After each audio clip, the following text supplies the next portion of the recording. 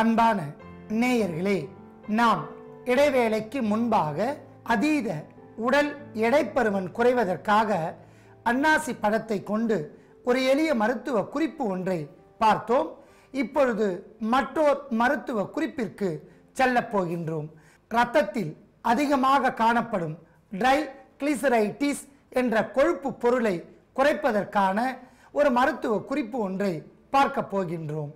அன்பான நேயர்களே, இந்த நோய் ஏற்பட்டால் அதற்கான காரணங்கள்: இரத்தத்தில் ட்ரைகிளிசரைடிஸ் என்ற கொழுப்பு சுரப்பிகள் அதிகமாக சுரந்து உடலில் கொழுப்பு சத்து மற்றும் கொழுப்பின் மூலமாக கட்டிகள் தோன்றும், ஃபேட்டி நோடியூல்ஸ் என்று பெயர்.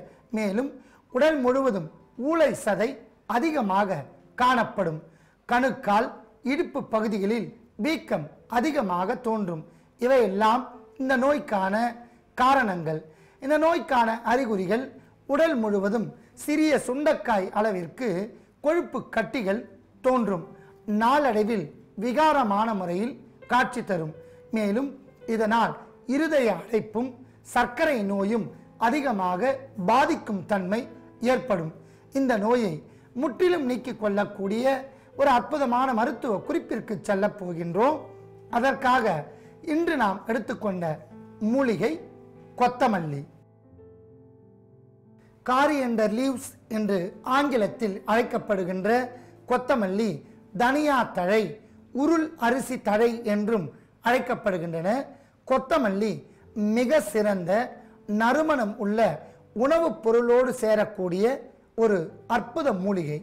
கொத்தமல்லியை முகர்ந்தாலே சிறுமூளை பெருமூளை அற்புதமான முறையில் வேலை செய்யும், மனதை மயங்கச் செய்யும். உணவு பதார்த்தங்களில் கொத்தமல்லியை சேர்க்கும் போது அது உணவோடு சேர்ந்து இதில் இருக்கக்கூடிய அந்த கனிம ரசாயனங்கள் இரண்டர கலந்து உணவின் சுவையை இரட்டிப்பாக்கி அற்புத பலன்களை தரும். கொத்தமல்லி வயிற்று பகுதியில் தோன்றக்கூடிய கட்டிகளை கரைக்கும். ட்ரைகிளிசரைடிஸ் என்று சொல்லக்கூடிய கொழுப்பு சுரப்பிகளை கட்டுப்படுத்தி முறையான அளவில் சுரக்க வைக்கும். மேலும் மது குடிப்பவர்களுக்கு சிறுமூளை தாக்கத்தை தணிக்கும். இந்த பழக்கத்தை படிப்படியாக நிறுத்தும், பசி தூண்டியாக செயல்படும் என்பதால் நாம் கொத்தமல்லியும் எடுத்து வைத்துள்ளோம். அடுத்ததாக நாம் எடுத்துக்கொண்ட பொருள் வேப்பங்கொழுந்து. வேப்பங்கொழுந்து ஒரு கிருமி நாசினி. இது உடலில் தங்கியுள்ள அத்தனை கொழுப்பு கட்டிகளையும் திணவு, அரிப்பு இவைகளை போக்கும். இது இரத்த புற்று நோய்களையும் கட்டுப்படுத்தும். ட்ரைகிளிசரைடிஸ் சுரப்பிகளை சாதாரண நிலைக்கு எடுத்து வரும். கொழுப்பு நிலையை மாற்றி ஊளை சதையை குறைத்து தேக ஆரோக்கியத்தை ஏற்படுத்தும் என்பதால் நாம் வேம்பு கொழுந்தையும் எடுத்து வைத்துள்ளோம். அடுத்ததாக நாம் எடுத்துக்கொண்ட பொருள் மஞ்சள். டர்மரிக் என ஆங்கிலத்தில் அழைக்கக்கூடிய மஞ்சள் நூற்றுக்கணக்கான நோய்களுக்கு அருமருந்து. புற்றுநோய் கட்டி, டிபி கட்டி, சாதாரண கட்டிகள், கொழுப்பு கட்டிகள் மற்றும் புரையோடிய புண்கள் இவைகளை ஆற்றும். நோய் எதிர்ப்பு சக்தியை அதிகரிக்கும். ட்ரைகிளிசரைடிஸ் கொழுப்பு கட்டிகளை கரைக்கும். உடலுக்கு மெலிந்த தன்மையை ஏற்படுத்தி உடலுக்கு அதீத பலத்தையும் தரும் என்பதால் மஞ்சளையும் எடுத்து வைத்துள்ளோம். அடுத்ததாக நாம் எடுத்துக்கொண்ட பொருள் மிளகு. மிளகு ஒரு கிருமி நாசினி. இரத்தத்தை சுத்தப்படுத்தும், இரத்தத்தில் இருக்கக்கூடிய கிருமிகளை போக்கும். ட்ரைகிளிசரைடிஸ் மூலம் அதீதமான முறையில் உடலில் கொழுப்பு கட்டிகள் தோன்றினால் மாரடைப்பு ஏற்படுவதற்கு வழிவகுக்கும். அந்த ஹார்ட் அட்டாக் என்று சொல்லக்கூடிய இருதய அடைப்பை சரி செய்து இரத்த ஓட்டத்தை சீர் செய்து இரத்தத்தில் இருக்கக்கூடிய கிருமிகளையும் போக்கும் என்பதால் மிளகையும் எடுத்து வைத்துள்ளோம். அடுத்ததாக நாம் எடுத்துக்கொண்ட பொருள் சீரகம். சீரகம் உள் அழல் ஆற்றி உள் உறுப்புகளின் பல்வேறு வகையான சோவைகளை நீக்கும்.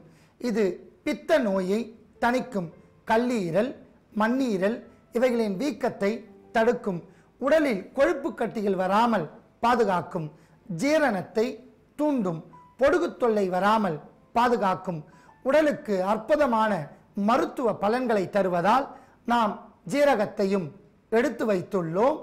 அன்பான நேயர்களே, ஒவ்வொரு பொருளையும் தனித்தனியாக எடுத்து வைத்துள்ளோம்.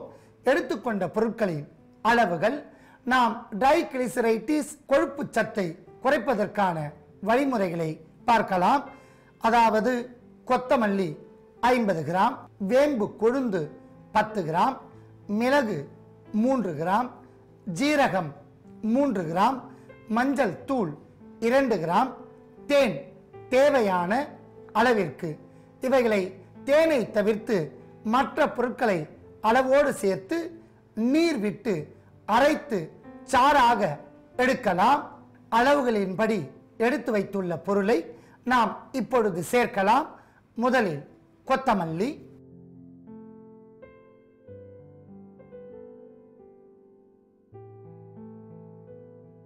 வேம்பு கொழுந்து,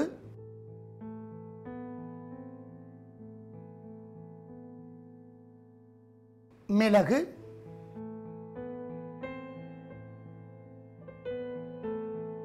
சீரகம்,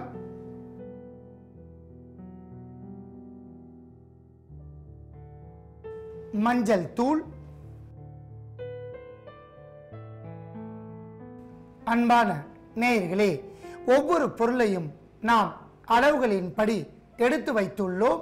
எடுத்துக்கொண்டதுடன் நாம் சுமார் 200 மில்லி நீர் சேர்த்து அரைத்து சாறாக எடுத்துக்கொள்ளலாம். அன்பான நேயர்களே, அத்தனை பொருட்களையும் நாம் நீர் சேர்த்து நன்றாக அரைத்து சாறாக எடுத்து வைத்துள்ளோம். எடுத்துக்கொண்ட சாறில் நாம் தேன் சேர்த்து கலக்கலாம்.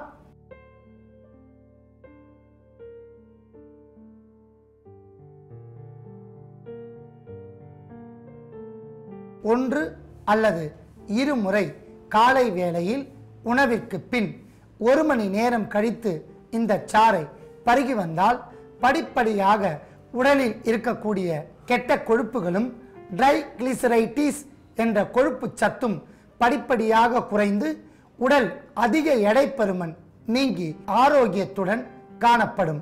அன்பான நேயர்களே, எளிமையான முறையில் கொத்தமல்லியை வைத்து நாம் தயாரித்த இந்த மருத்துவத்தை நோய் உடையவர்கள் பயன்படுத்தி நோயின்றி வாழ வேண்டுகிறேன்.